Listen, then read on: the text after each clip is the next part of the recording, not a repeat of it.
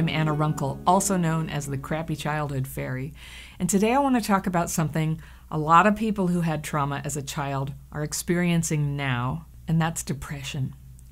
Everybody gets depressed sometimes, in the more general sense of the word, but there are also more serious forms of depression, which everybody knows.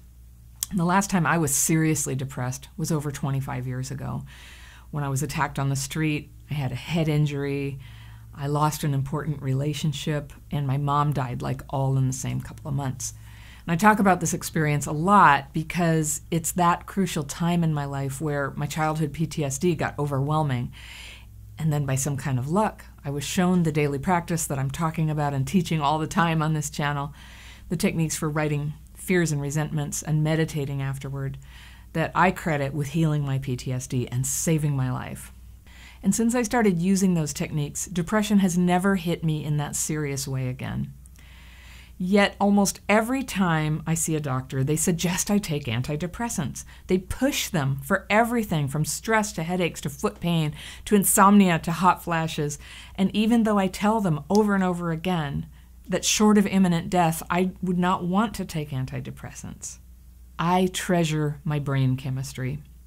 My health plan has changed many times since 1994, so no providers today can even imagine what I used to be like or how incredible it is that I recovered and I'm okay.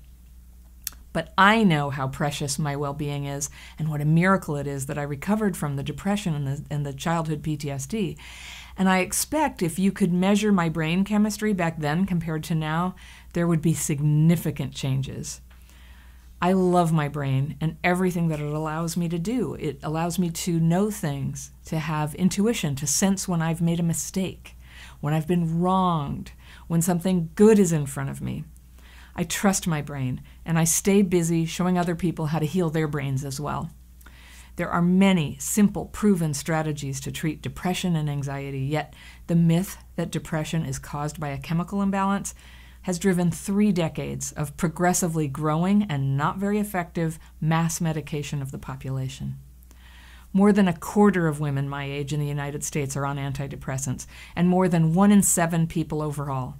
In the UK, it's 1 in 6. Even little kids are on them. More than 10% of kids in the US are on psychoactive drugs. Now, I'm not a scientist, I'm not a therapist or a doctor, and I do know that for some people, medication has been a literal lifesaver. But this many people taking that many drugs cannot be a good thing. So what happened? The explosion of antidepressants started in the late 80s when Prozac hit the market, followed by a long series of ever more profitable new drugs. The new antidepressants arrived just as health insurance plans began to cut mental health benefits, which created demand for a quicker, cheaper fix that long-term therapy, which had previously been reimbursable to mental health providers, well, now it wasn't anymore. And psychoactive meds do sometimes help people. For providers, though, it feels good to help suffering people feel better, so the incentives for liberal prescribing began to pile up for clinicians who might have once been reluctant to suggest mind-altering pills to so many people. Now, at first, this shift from face-to-face care to pills caused an outcry, but pretty soon, people just accepted it. Doctors, therapists, virtually everyone just accepted it.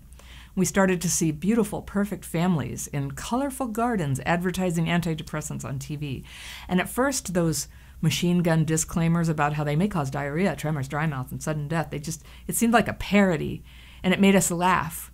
But soon we just tuned it out. We just accepted the idea that millions of us just needed a little tweak to be our best self. It seems so plausible, right? It just seems so normal. But here's the thing. We're talking about drugs with less than great effectiveness and serious known side effects. Suicidal thoughts or attempts, loss of libido, rapid weight gain, just for starters, and a slew of possible correlations with big things like road rage, relationship failure, contaminated water supplies, and even mass shootings. Now again, I want to acknowledge that some people really do have serious depression and anxiety and other mental health problems, and that medication can be life-changing and life-saving. I know a lot of people who are living with mental illness. All the same, it's my opinion that the medication epidemic is having a terrible effect on us overall, specifically on our culture and on our understanding of how to meet life's problems, to sense our effect on other people, and to develop our own capacity to live a meaningful and joyous life. It's my experience in myself and in the hundreds of other people whom I've helped in my non-professional calling as a childhood trauma fairy that most depression and anxiety, and a lot of physical health problems for that matter too, stem from negative emotions that are stuck inside, like guilt, shame, resentment, and fear. These are what I call spiritual toxins, and not out of some woo-woo interpretation, but because they're so demoralizing and so limiting in terms of letting us become ourselves. And they have a physiological expression too. They poison our thinking, our behavior, our physical health, and yes, our brain chemistry. It makes perfect sense that a disturbance in here will have manifestations in here, right? So we know this. People in the past may have had a damaging effect on us, but they can't fix it now. It's we who have the opportunity to face what was done to us, and then what we have done, and begin to clear up the shame and the guilt and the resentment and the fear that were generated by all of it. There are some things in there that we can heal and loosen that grip of depression so that we can be more ourselves and more who we're meant to be. And while for some people it's really important to stay on medication, it's not for everyone. And either way, it's possible to lighten the load of negative emotions and self-defeating behaviors. For me, it started with the twin practices of writing and meditating, which you can learn about by clicking the links in the description section below. If you like this video, let me know by clicking that like button, like that. And if you want to get notifications every time I post, please subscribe. I've got tons of videos coming up, and if you want more tools and stories and videos and courses, do go to my website at crappychildhoodfairy.com. I'll see you in a few days.